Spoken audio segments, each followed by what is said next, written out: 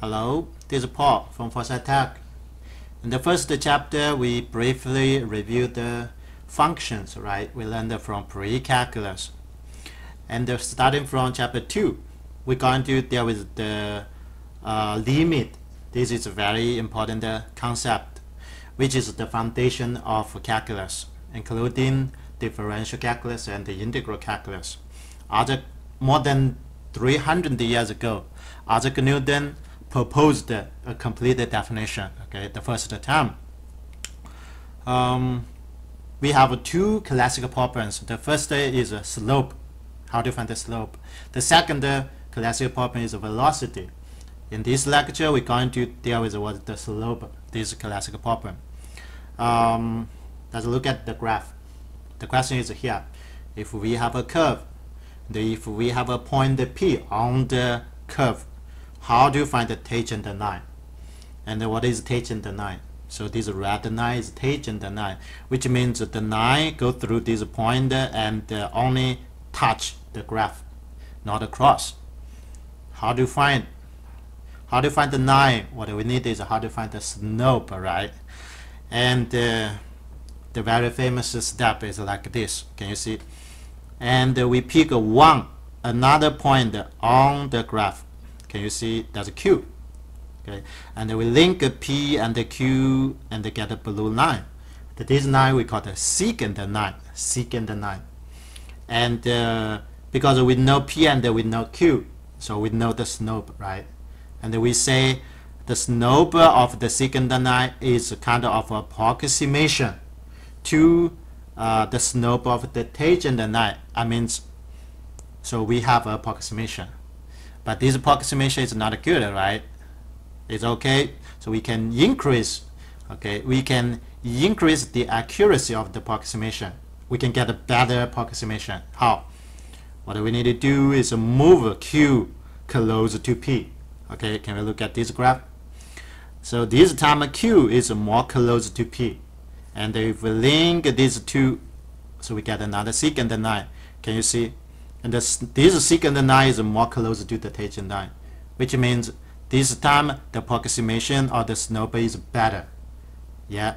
So how to get a much better? So we have to move this this Q closer and closer to P, and you can imagine. Okay, this is kind of a procedure of limit, and when we go into the second sections 2.2. and then we will propose the complete definition later. So from this graph, we just get an idea, okay? And the idea is here. So how to define the slope of tangent line? First, we find the slope of the secant line, and then to take a limit. What that limit mean is a sequence. Okay, so look at the pattern of the sequence. One more. So from the graph, we only put the Q is on the right side, right? But you also can put the Q to the left side of P, and do the same situation. And definitely, if you can find the tangent line, means no matter the Q is from the right or from the left, they always have the same limit. This is the concept. One more. So can we look at it? So we have another. So what is the slope of the secant line? So from the last video, we say slope of the secant line is the average rate of change of the functions over from P to Q, right? Average rate of change. And to take a limit, you can see what is the slope of the tangent line. And another case we call the instantaneous rate of change, which means what? And this sentence we can explain another way. Okay. The slope of the tangent line is the instantaneous rate of change, and which can defined by the limit of the average rate of change, and when Q approach to P, no matter from the right or from the left. So I have one question, show how to use this concept to find the tangent line or find the slope of the tangent line. here is the questions. So can we look at it? Okay. And if we have a curve y equals x squared, it's like this parabola, right? And we have a point that P is 1, 1 is at it here. And you know we have a red line, which is the tangent line. The question is how to find the tangent line. Remember, we have a point the slope. All we need is the slope of the tangent line. Just we have a concept. How to find the slope of the tangent line? We need to find the slope of the secant line, and then to take a limit. Okay, look at the pattern, or we just simply say. So here the graph already jotted here. P is here. So what do we need to do? We need to find the secant line, right? We need to pick a point Q. If we pick a point Q here, what is Q? I set up X is for the x coordinate. So Y this time should be goes to x squared, right? Okay, so this point Q is x squared. P is 1, 1. We link this P and the Q, we get a secant line. And everyone knows how do you find the average rate of change or the difference quotient, right? So the difference quotient. So we can find the slope, which is the difference quotient of the functions from P to Q. Okay, find the slope of the secant and then to look at the pattern. So let's see. I will going to show you how to find. And so we just say this tangent line is the line what we need to deal with. We call the tangent line. And this blue one is the secant line, right? So this blue one is the secant line. And just we have a basic concept. And the secant line approach tangent line, or the slope of the secant line approach the slope of the tangent line. So all we need to do is find the slope of the secant line, which is from P to Q. This is this line. Okay. So now that's going to find. Or we call it the difference quotient. So we're going to find so we use M, that the slope. Okay, so PQ. So this is the slope of PQ, which is the slope of the secant line. The definition is this. Okay, so we're going to write. The slope, of course, is delta y over the rise over the run, or the difference quotient. The rise over the run is this. The rise is f x, right? So how high it is, and the minus f1, minus f at 1. This is delta y. What is delta x? Of course, x run from 1 to x. Okay, so which is x minus 1. Of course, we can plug in. We just plug in. What is f? F is x squared. So here should be x squared minus 1. The bottom should be x minus 1. Yes, that's good. So can you see, if we know x, we know the slope of M PQ, right? The slope of PQ, which is the slope of the secant line. But how about the value? Okay, and if x is fixed, this is the value. But there's only one. What do you need to do? You need to move x from a little bit far from 1 and then closer and closer to 1, so which means you need to look at the pattern of this function. Look at the pattern. How to look at the pattern? So let's go into here. We just have, remember, this is the function. We need to look at the pattern. When x gets closer and closer to 1, of course, no matter from the right side or from the left side. Can you see? I already put the table here. Okay. How to do this? How to get the pattern of the function when x is closer to 1? So we look at the right side. So here at the right side, what are we going to do? We pick some value of x. Let x from 2, 1.5, 1.1, 1.01, 1.0001, like this. What does it mean? Means x gets closer to 1. See, x gets closer to 1 means q will get closer and closer to p. That's what we need, right? This is from the right side. And look at that. We also need to look at the pattern from the left side. We pick it from x from 0, 0.5, 0.9, 0.99, 0.999, which means what? Okay, look at it. Which means Q is from the left side and get closer to the point P. And then what is the slope of the secant now? We need to do calculation, and we put the value here, and then from the value we can look at the pattern. Okay, the pattern can tell us what is the limit. What does the limit mean? Okay, so how to find it? Of course, so we have defined it. Can you see what is MPQ? MPQ is here. We just found, right? That's the difference quotient. Just evaluate it here at x. Okay, is this value, and the x equals another value. So a lot of evaluation, but we can simplify this. Okay, so we can use a calculator to get the solution directly, or we do this. I'm going to show you. We have a function in the calculator. Step 1, we use this. Can you see? Okay, we use a function. Yeah, and also table. You know, we have a table function in the calculator, and that will help us to do calculation. It's easy to get the answer. Okay, so what I'm going to show you, I use the calculator so you can follow. I get this. Let me set up my calculator, so be patient. Okay. Yes, so here is the calculator. I use a Texas 83. If you use a Texas 84, it's still the similar. Okay. Turn on my calculator. So good. Can you see? What are we going to do to find the value of this? So we need to define this is a function, right?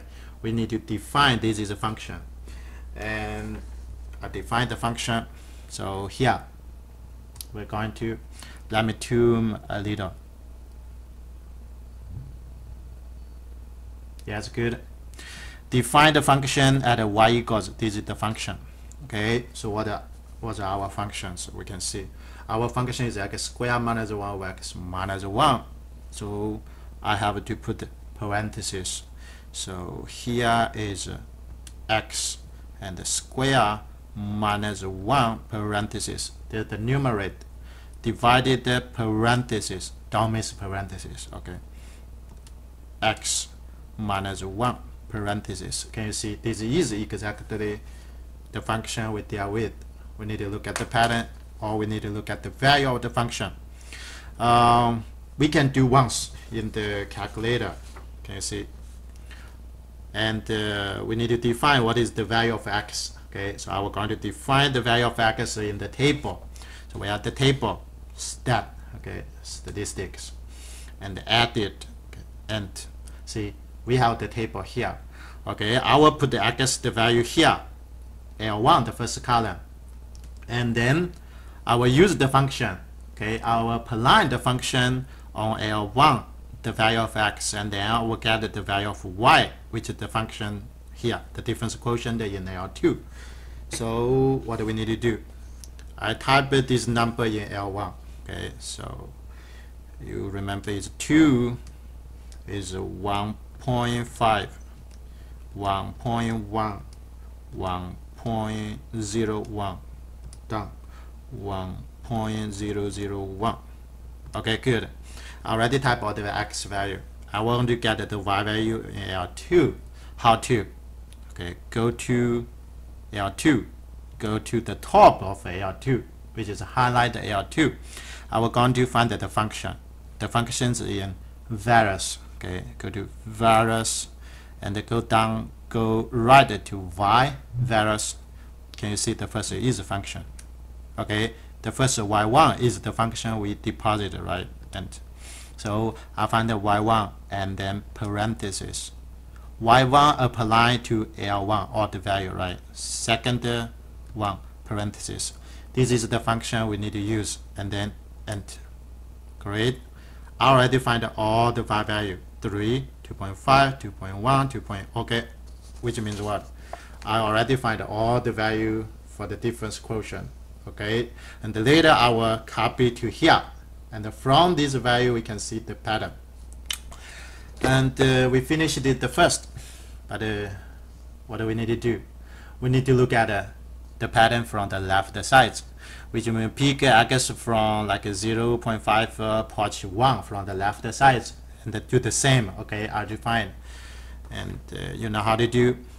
I leave here. I will go to L3. I will type all the X value on L3. So can you see? I will type this X value on L3, and then go to the right. I will find the Y value on L4. Okay, later L2 and the L4 is the Y value we need. So I will go to L3, which is 0. 0.5, 0.9, 0.99, 0.999. Can you see? Okay, so this X value is approach to 1 from the left side, right? I will going to find the Y value. So how to find the Y value is the same procedure. Go down to the top of L4, find the function still Y1, good, and then parentheses at L3, okay, second 3, which is L3, okay, parentheses.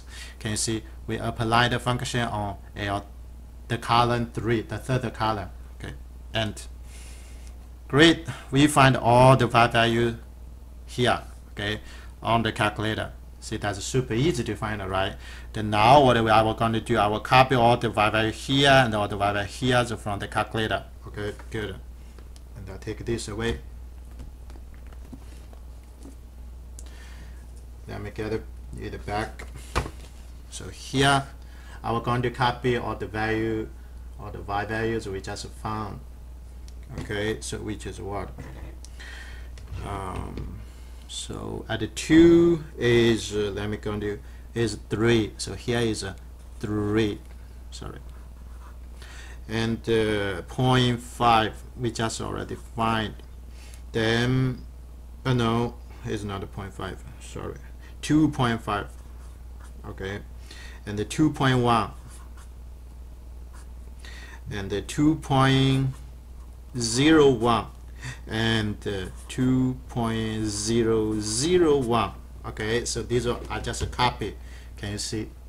Okay, I copy L2, which is the Y value, right, we just found, and to there. Now I will going to copy Y value L4, okay, to put here, which is what? So here we find it is 1, 1.5, okay, 1.5, 1.9, 1.99, 1.999. That's great. See, we completed this. So now all we need to do is what? Look at the pattern of this Y value. So what does it mean? This all value is the average rate of change.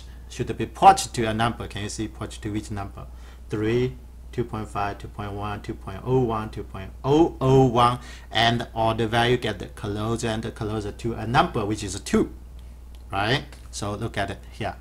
If I get approach 1 from the left side and the Y value, can you see the difference quotient also approach 2. 2 and 2 are the same number, which means what is 2? So this time 2 is the slope, definitely, right? 2 is the slope of the tangent line. Or we can say it's like this, by the pattern. Okay, I simply say by the pattern from the table. Okay, so we found that the slope of the tangent line, which is m, equals 2, right? These 2 is very important. Is the pattern from this table. The pattern from this table, they are the same. And then now we have everything almost. Right? We have the slope of the tangent line, and then we use a point slope. Do you remember this? Go back. So we know the point, we know the slope, we know the tangent line. Now that's all we need. We can use the point slope equation, right? Do you remember? There should be We use the point slope. I'll put it here. We use the point slope, and then we can find the tangent line equation. Okay, the tangent line, okay, is this. Is what? Is y minus y0. What is y0? See, is 1, right? Y0 is 1. X0 is also 1. Okay, so we use the point slope is y minus y0 1 equal the slope m is 2 times parenthesis x minus x0, which is 1 again. And of course we can simplify, right? So you just going to simplify. Okay, after we simplify, y equals how many? The easy to find. Y equals 2x minus 2 plus 1, which is minus 1. See, this is the final answer. Okay, great. And this is the first problems, the classical problems to find the tangent line. Thank you.